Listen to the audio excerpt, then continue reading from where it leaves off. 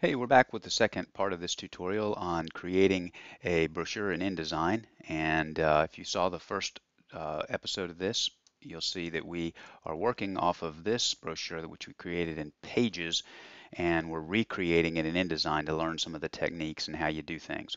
So this next video here is going to be really focused on setting up the layout and incorporating some of the additional elements into this brochure. So you'll see here we've got the header image done, and so there's the rest of it is pretty much just text and small pictures. So we've got this section right here that we're going to work on. We've got this brochure divided up into this broad square of text that's broken up by this bar, and then this sort of sidebar looking piece. We have another page. We're just going to focus on the first page right now. So just to give us some guides, we're going to go ahead and come in here in InDesign, and we're going to start pulling down uh, some guides that are going to help us. And I'm just up here on the ruler, I'm just clicking there and I'm pulling some guides over to segment out our brochure. So we've got this sidebar section, we've got this sort of introductory area, and then this main text area. And you can see over here, uh, this bottom section is broken up really almost into 1/3, 2/3 if you just look at this area right here. And so what we can do is pull down another guide. So this area will be for this text here.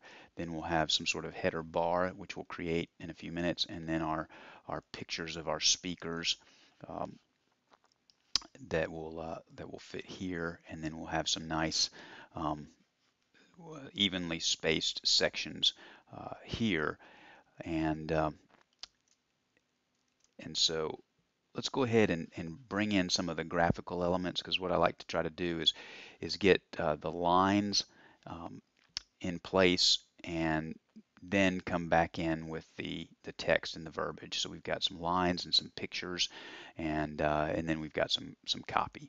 So first off, we are going to I did not pull over um, the full color library, but because I did copy over this ribbon from Illustrator, at least it pulled over my red, and I think that's really all we need. I've got this gray here, but I think we can just recreate that pretty easily. So for these are just simply shape layers, and so we can easily create these using the rectangle tool. We're not going to put a stroke on it. We'll leave it red. And our first is a long, thin line right here. Now I could use my line tool for this, and then use my box tool for this. It doesn't really matter. It's whatever your preference is. So I'm going to go ahead and zoom in a little bit by hitting Command plus. I can zoom out by minus, in by plus, and let's make this line. Let's go ahead and start with the 3-point line. Oh, and what I just did is, since I had this element here selected, I changed the stroke on that, and I don't want to do that. So I'm going to completely take the stroke off of that, deselect this. Now pick my line tool, select my color, and pick a 3-stroke line and just drag that right here.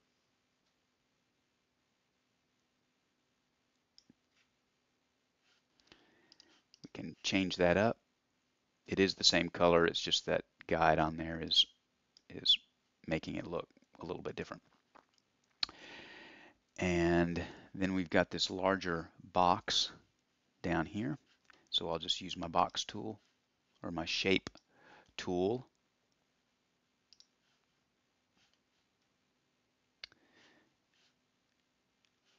And we'll grab that, and you'll notice I get some snap lines with some green arrows on there that indicate that the size of this box matches the length of the line above it, and I don't want that stroked. I actually want to turn the stroke off and turn the fill on. In order to do that, I just use these boxes up here. I've got a fill box and a stroke box, and you will notice when I deselect this that this box is slightly away from the edge while this line is directly to it. And the reason that is because the line, if I can select it without pulling my thing, is a stroke, and the box does not have a stroke. If I were to turn that stroke on, then and move it to 3 points, it would line up right with it, but I don't have my stroke on. And so you just want to be aware of some of what I do. Okay, turn that off. So those little tiny things, when you zoom in, you can see them a little bit better. So I'm just going to pull that guy out right there and put that right there. And again, I saw those. You can see those with the grids and the guides. You can check smart guides. If you don't see those little green things pop up, your smart guides is probably not checked.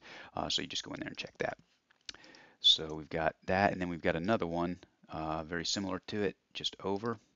So I'm going to copy that, paste it,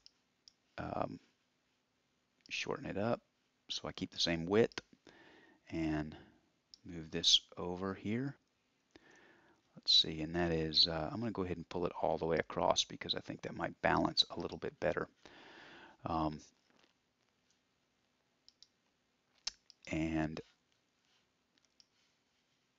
it would not be a bad idea to line this edge up just for kicks with the guide there, just so we can kind of keep tabs on how that looks, keep things symmetrical and proportionate. We may stretch it all out in a little bit, but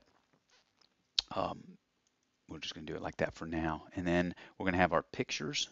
So we're going to do some square frames, and our guide may be a little bit too high. We may need to move some things around, but we'll do, let's see, that looks about right. So we'll copy and paste that.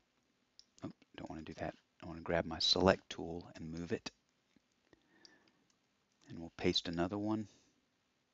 And then you can see how these arrows are showing up so that we can tell that the boxes are evenly spaced. And we'll put one more.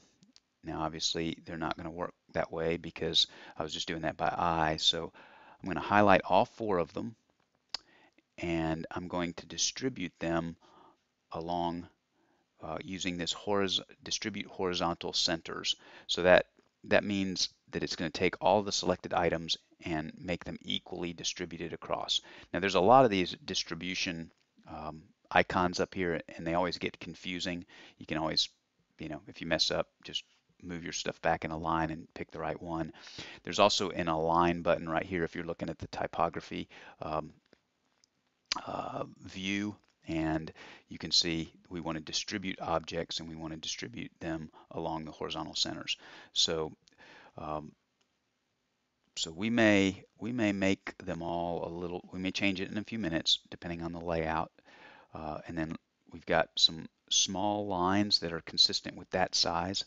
So I can just take that and copy it, or I can create some new lines. I'll probably just create some new lines, and remember to go back and pick your stroke, because on the line above we used a 3-point stroke, and so we're just going to put those right underneath. And in order to do that and get the line flat, I'm holding my shift key down as I drag it. That means I get a perfectly horizontal line, where if I let go of my shift key, it's going to move around, but if I press my shift key, it's horizontal. And you can see my smart guides are telling me it's exactly the same size as the frame above it. And since all my frames are the same size, I can just copy by Command C or Edit Copy and paste.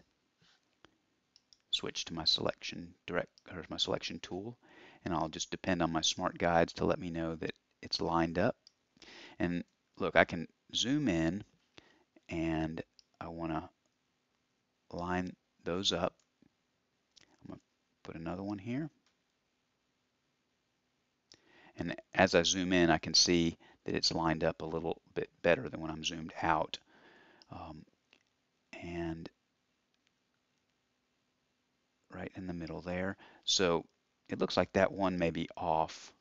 So I'm just simply going to highlight all of them. And again, I'm going to use my distribute, except this time I'm going to distribute them all to the bottom edge. And you can see they all adjusted down, and they're exactly right. So now I can use my up and down arrow keys to space them out.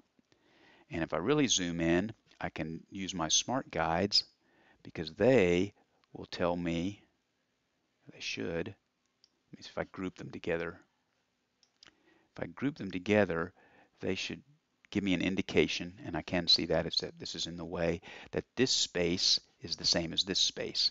So let me kind of just move it. You can see the little green arrows showing up. Oh, let me do it again. There they are, little green arrows. So now I know that these are spaced with the same distance between this big header up here and the little header. Zoom back out, and let's come down here. We have a gray line at the bottom that is the same, and so we're going to need to pick a new gray color.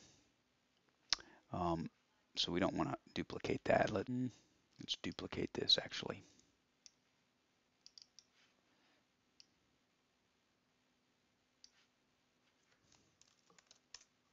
There we go. So now I'm going to I can either draw another line, or I can just take this guy, copy it, Command C, and paste it. I'm going to drag it down here. I'm going to stretch it out all the way to the end, and I'm going to make it gray. Okay. So now we have then we have a gray box up here. So let's create that gray box. And just to keep things the same size or close, I'm going to change that frame. And again, you can see my smart guides. I'll actually, even though it's a frame, I can just fill it in as a box. And I think I want it to extend out, so I'll change the dimensions of that. Okay. So now we have our data elements in place, and we just need to add our text.